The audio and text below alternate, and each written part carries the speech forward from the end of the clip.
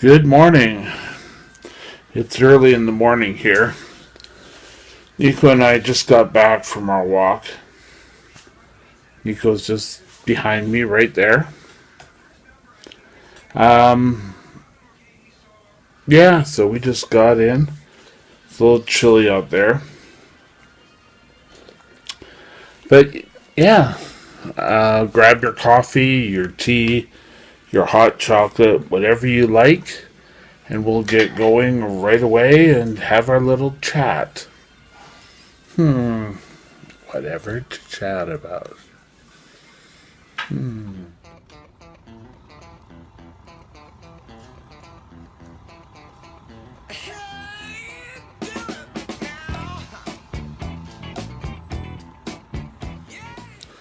Okay, good morning again. Um, I'm just trying to get going so far this morning. Um, Last week, BC received the most overdose calls ever. I mean, even throughout the 60s and everything. Now, a lot of you might be saying, oh, well, no, they chose their lifestyle. They should just let it happen. Well, they may have chosen to take a drug, but people are putting more things into what they where you don't expect the drug to be. And I'm sick and tired of hearing, oh well, they should be more careful, and oh well, it's all their fault. But it's all their fault when people have diabetes and they keep wanting sugar, or I'm saying type 2, or it was their fault that they chose cigarettes, but yet we keep rushing to take care of them. Fentanyl is a major drug, and yes, it's people don't always have the right, not the right, but how do I say this? They don't have the choice. Yes, they may have tried something with the drug in it, and it's very easy to get hooked, and you don't know you're getting hooked. So having people saying, well, if you only did this and this and this, you wouldn't be in this situation, so you should just have to pay for it yourself. Drug addiction is a disease. It's not sort of a choice. Well, it could be that person made the choice to try the drug or try a drug which led to it. But, we all seem to think we criticize everyone else. I've heard that for myself. I've heard it for, myself in the chair. Oh, well, if you just did this exercise, it'll work. If you just put hot towels on your limbs all the time, and if you eat this type of fruit, everything will be okay. Well, I hate to say it, we try things. And human beings will try things. And fentanyl could be laced in pot, in other drugs, and we should say, well, everyone should stop using drugs. Well, true, everyone should stop using drugs. However, none of us has the real ability to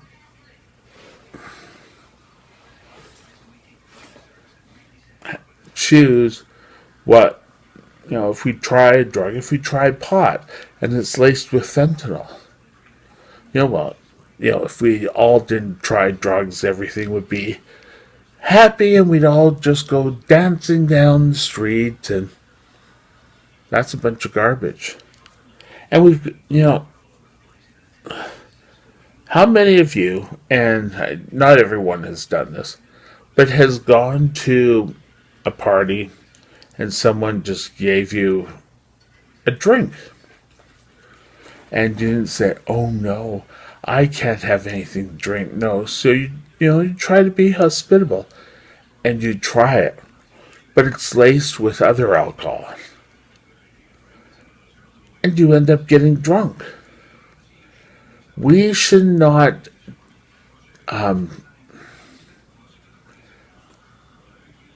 double guess people who end up in an emergency room because they're hooked on a drug. It's been hidden so long. We have to help these people. We don't have to close the door on them, saying, "You know what? And you got it yourself." And I know in the past, in if they ever went to a hospital, they wouldn't go to a hospital originally. I'm talking years ago, but to any of the Catholic or religious hospitals because they were shunned. "Oh, well, you're doing drugs." Oh, I think we have to help people get over this drug. And I think we have to stop double guessing and saying, "Oh, well, why are you hooked? You really shouldn't do that." And so on and so on. I'm tired of hearing on the news that, on the news you hear of an accident. And with the accident, you hear drugs and alcohol may or may not be implicated. Is that sort of like we can all stand over it and second guess? "Oh, drugs and alcohol were involved. Oh, blah, blah, blah, blah," and the rumor mills start. If someone shows up at a hospital that has had an overdose or is under the influence of drug or alcohol, we all seem to think, "Oh, well, it would never happen to me." But what gives you the right to sit there and double guess other people? We need to be able to get them help. And whatever situation has led them to get them into that situation, we shouldn't double guess. And if they go and show up in emergency or whatever, the staff there shouldn't be double guessing and whispering in the corner, or they all think, "Well, I have my right to say anything." Well, I'm sorry. The medical staff does not have the right to say anything. And I think they can say anything, off the floor, behind closed doors. But when you're on the floor, you're there to offer medical help. And I'm sorry, you guys, overdoses or people needing help to get off a certain drug is a medical help. So you shouldn't be off double guessing and, "Oh my God, if they just did that, they'd be fine. If they just did this, that would be fine too."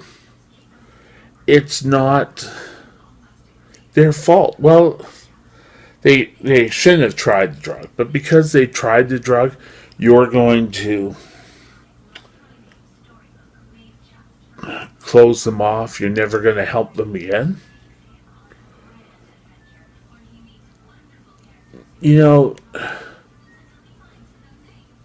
Kids, I have seen drugs ruin people's lives. And everyone who has used drugs or is looking, oh well, this thing doesn't lead to it. No. But I've never seen anyone, doctor, whatever, come out and say, oh well, yes, this doesn't lead to it. Or if you're putting something that, smoke or anything into your body, I don't care if it's nicotine, I don't care if it's pot, I don't care if it's crack.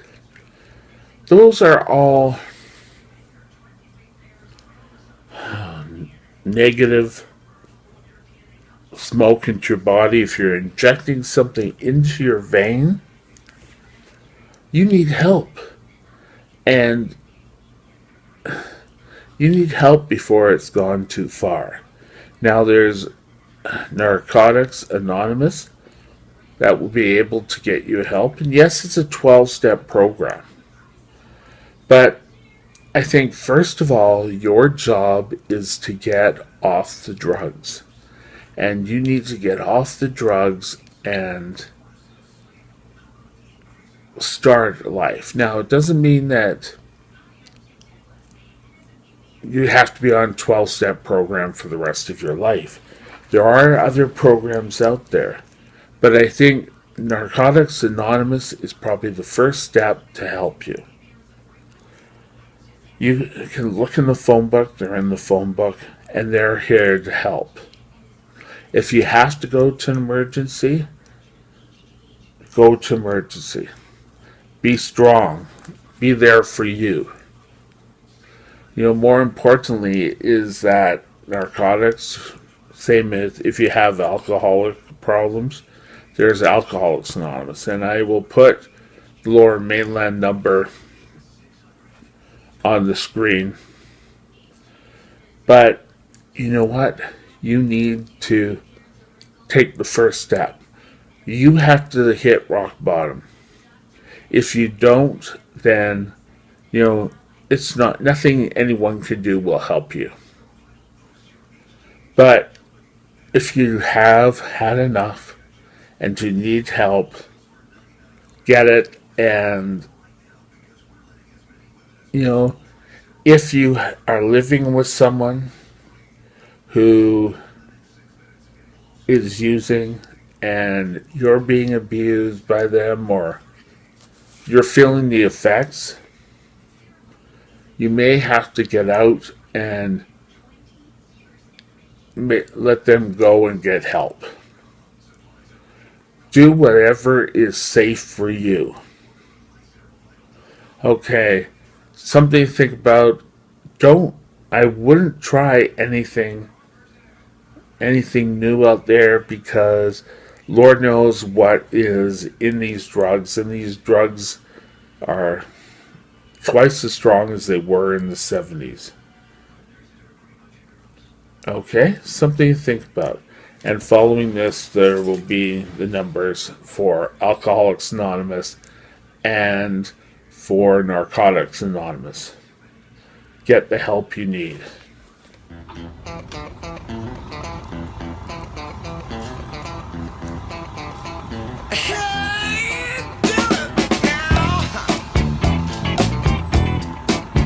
Hi there. Well, I had to change to my iPhone 6 because my iPhone 5S died. So, you may see two different quality of videos. I use my old 5S, to do my daily blogs. But, we'll see. There was an attempted robbery in the Lower Mainland. And it was a 13-year-old girl. Now, was supposedly knocked to the ground, and this 40-year-old man grabbed a purse, went through it, and just ran off. He didn't find anything he wanted, anything worth. He couldn't find money, he couldn't find this, and he took off. I've said this before, and young girls, if they're going to be walking alone at night, they need to be protected. And I don't mean like, oh yes, they should be carrying a gun, but they should be out there learning self-defense. I'm sorry for some of you who've watched my blogs. Yes, oh Mike, this sounds familiar. You said this before. But people just aren't getting it. We need to have our young women be protective. Whether it's a teenage boy who wants to, have sex and they say no, or a perpetrator out on the street like with this girl. We keep trying to say women have to be demure, and still I see out there now that men are always out there to protect the women. And I don't think that's necessarily a feasible thing. I think women should be able to protect themselves, and there's an awful lot that do. But you know what? Women are going to keep getting victimized by their actions. Now, I'm not saying, oh, it's their fault. But what I am saying is that high school gym, why aren't we teaching them self-defense there? Teaching a girl how to defend herself is probably one of the best skills they could leave school with. Now, boys have always been the stronger. It doesn't matter. In most cases, boys are more active than, not active, sorry, but they have more of the strength. And I think over the years, it's being played out that way. And therefore, girls, if you go off, get married, you have to listen to your husband. But that doesn't help them today. So we have to train the girls to be stronger. We have to teach them how to use the skills they have. These people, or this guy last night, used the elements of surprise. And, I think we need to train these girls that when they say no, they mean no. Doesn't matter whether they want, or a guy wants sex from them, or they're being beat up for their purse. A lot of times they say, well, fighting back, could hurt you. If someone attacks you for your purse, give them the friggin' purse. I don't care if there's money in there or not. You have to protect yourself. Now, if somebody's coming at you and you know that they're trying to kill you, do whatever it takes. And I'm not going to give suggestions. Like, get into a self-defense class. and get into one that allows you to practice. Because the only way women are going to stop being victimized is by building a stronger defense. Oh well, that's so masculine.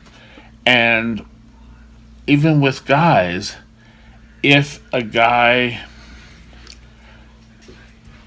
is out with his friends and, he does something, his friends are liable to say, oh, that's so girly. Well, they also say that's so gay, but the, oh, are you a girl? What's this? I mean, why do we have to put down the opposite sex? If we take care of both sides of the. I'm not trying to say women need to be tougher, but, I think gone are the days that the man is the head of the family and the man says what's right. And, we've turned the page of that.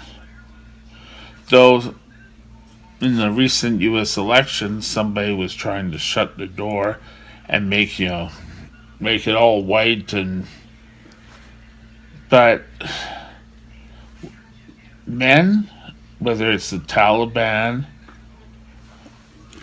I can remember an episode of Roseanne, and this episode is where Jackie, her sister, gets beat up by her husband. I was going to say rape, but it wasn't rape. It was her husband, boyfriend, whatever, beat her up. And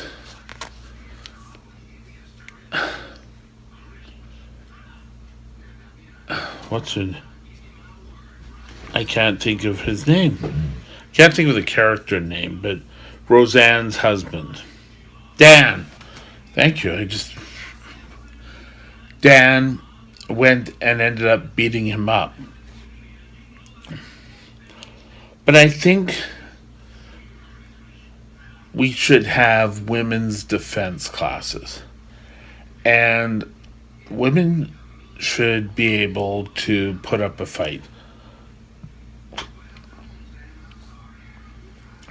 But, women need to do this. The only time men attacks that will go down is when women learn how to fight. And fight like you really mean it. But what gets me is a lot of women, get into these fights and they're usually on the losing side because they just don't know how to protect themselves. And it's not their fault.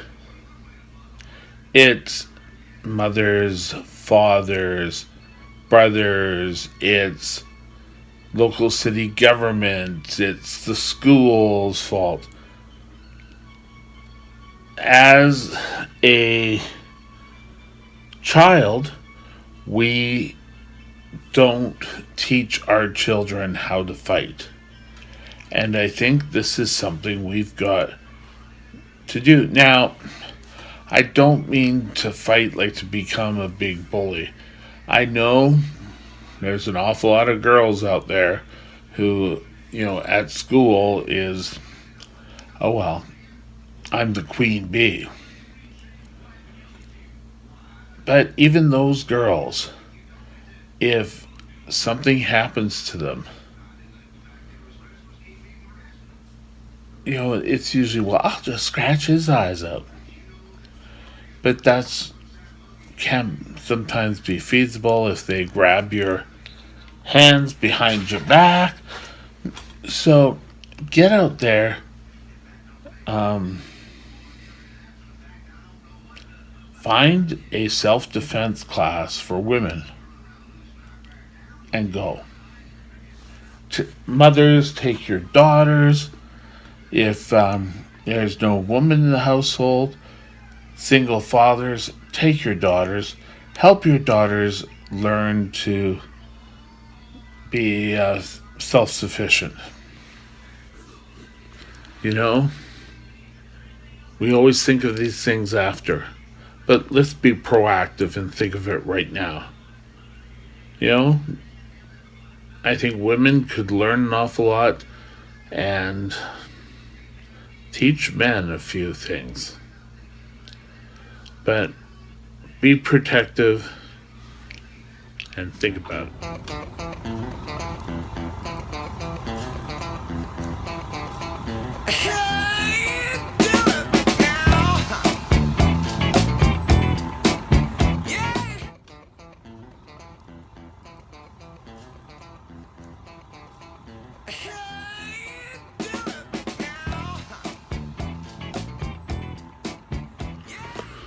Okay, today, there was a road rage incident.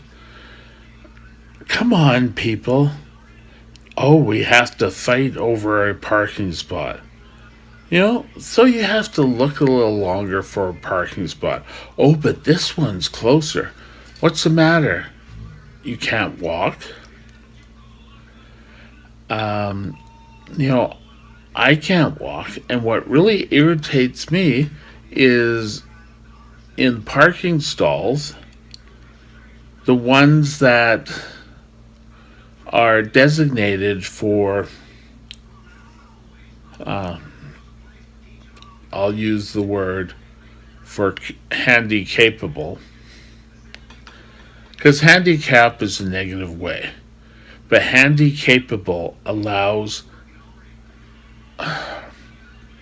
well, it has a stall for people that are closer to the door if they're walking with a cane. It's a little bit wider so that people in chairs can get out. You know,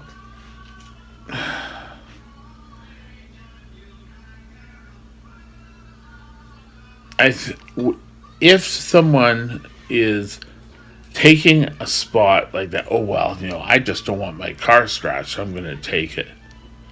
Well, think about it.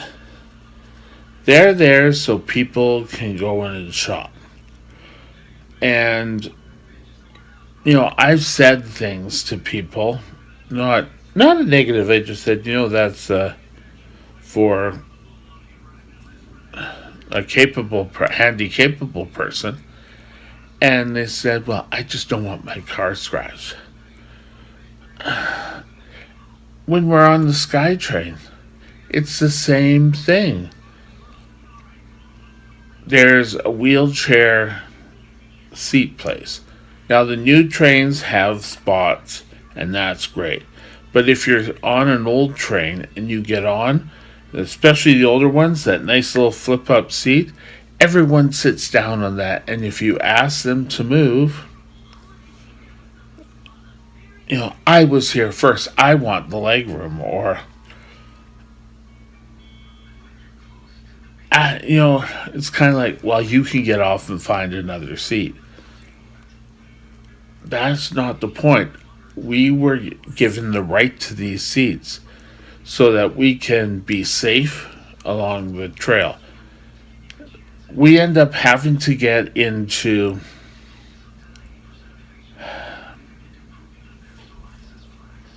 the doorways, which allow people to get in and out.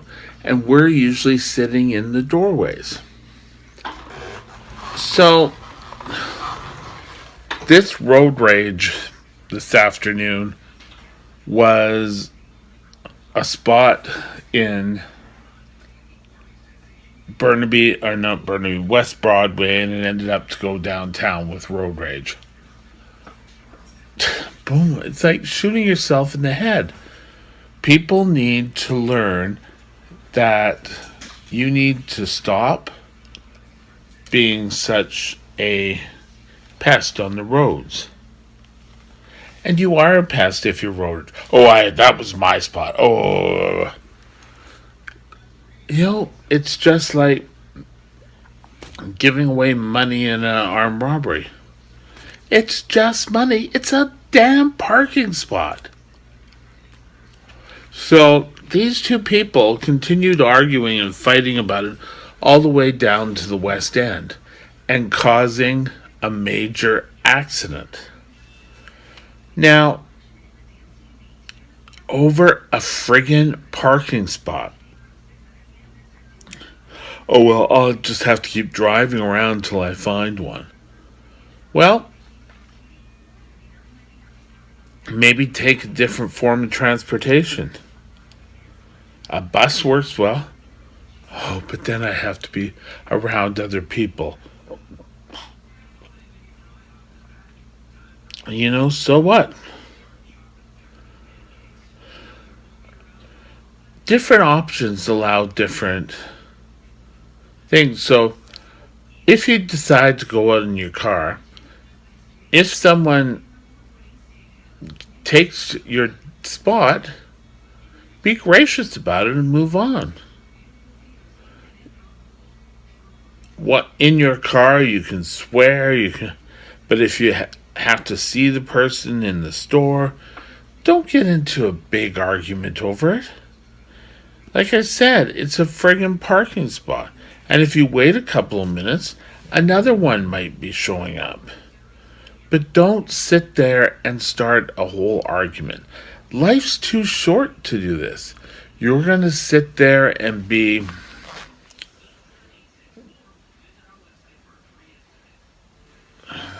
negativity.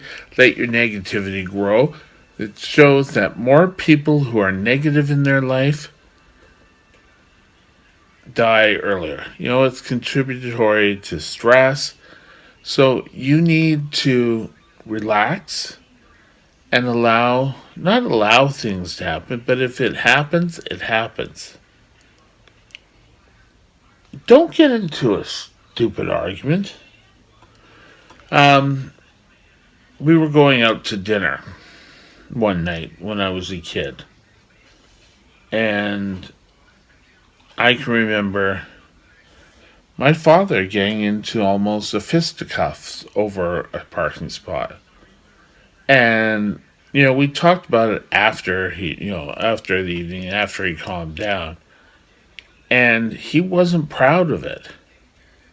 So, why are we worrying about fighting over a parking spot? It seems like, oh yes, I'm the king, and yeah, I got the parking. Let the idiot have it. People need to stop feeling like, oh well, yes, I'm in control. Now, everyone needs to learn that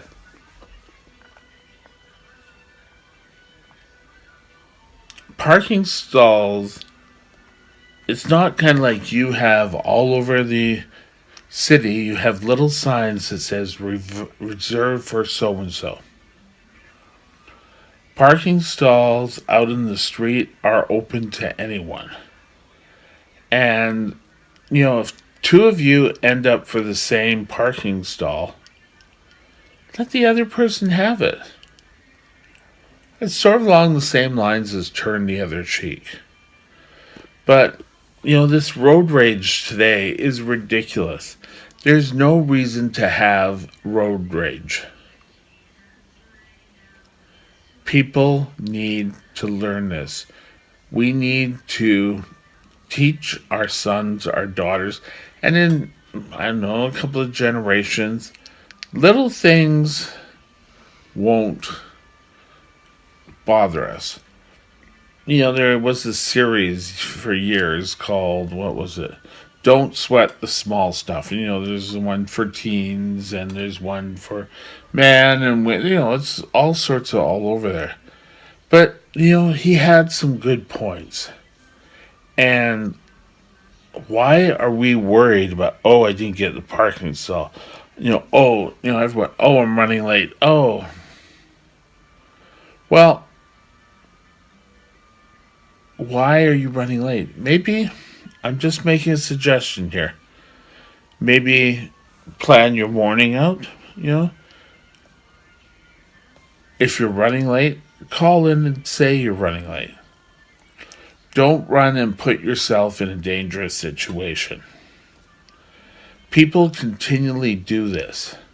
And, I think we have to stop it and don't allow ourselves to continue on this path. Your life's worth more than a parking spot. The other person's life is worth more than a parking spot. Take it easy, give away the parking spot. I'm sure another one will be opening up soon. Unless it's Christmas Eve at 5:45. There's not going to be any parking stalls. So, it's just something to think about. Have a good day.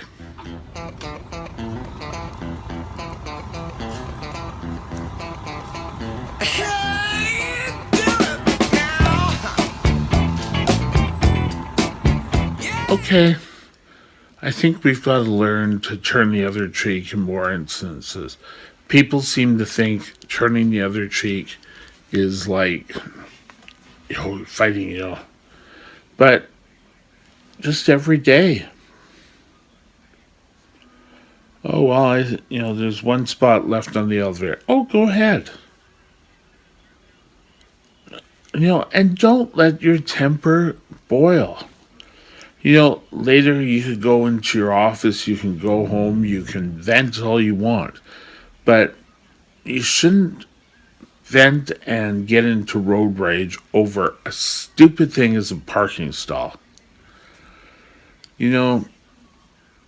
There are so many people who are living in worse conditions than you, and all you can do is fight over a parking stall. I'm out in a chair most of the day, and yes, I get upset when, I see people in a parking stall that's supposed to be for me, or no, if I was driving for me, on the SkyTrain, people won't move even if you ask them. Oh, go to beep, beep, beep, beep, beep, beep. I was here first. You should just get off and go take a look for another vehicle or another car. I'm right to ask for the spot. But don't let road rage get to you. Who knows, one day we will inherit the earth. Have a good day, and we'll talk to you later. Bye now.